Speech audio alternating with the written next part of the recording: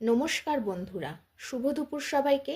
আজকে আমার হাজব্যান্ডের জন্মদিন উপলক্ষে দুপুরের মেনুতে কি কি আছে চলুন দেখে নিই।